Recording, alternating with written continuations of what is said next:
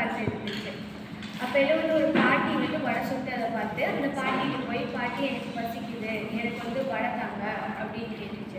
இப்போ பாட்டி சொன்னாங்க, நீ கொஞ்ச நேரம் வெயிட் பண்ணு, நான் உனக்கு வடை தரேன், இறகு தான் வந்து ஈரமாக இருக்குது அப்படின்னு வந்து சொன்னாங்க.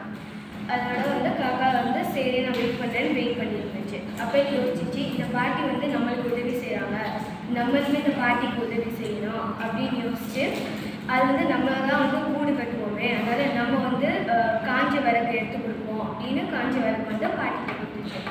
இப்போ வந்து காஞ்ச விறகுல வந்து தீ வந்து ஈஸியாக பண்ணிக்கிறதுனால இந்த பாட்டி நிறைய வச்சுட்டு வியாபாரம் நல்லா போயிட்டு இருந்துச்சு. அடுத்து வந்து அந்த பாட்டி வந்து காக்கா மறந்துட்டாங்க, ஏன்னா இப்போ வியாபாரம் நல்லா ஆகுறதுனால.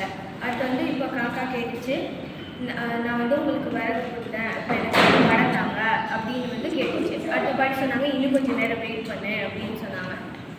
இப்போ காக்காவுக்கு வந்து கோவம் வந்துருச்சு.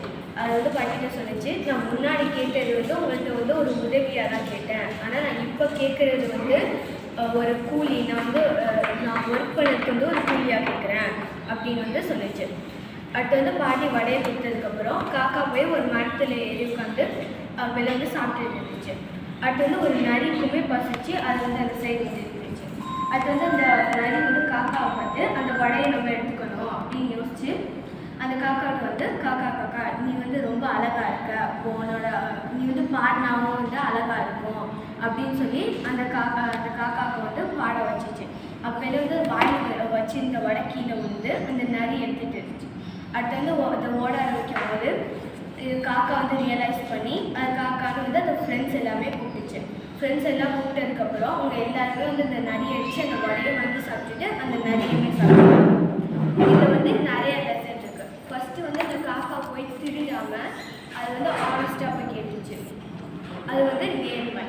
அடுத்து வந்து அந்த காக்கா வந்து சும்மா ஒரு ஹெல்ப்பாக வாங்கி சாப்பிடாம அது வந்து வேலை செஞ்சு சாப்பிட்டுச்சு, அது வந்து உழைப்பு.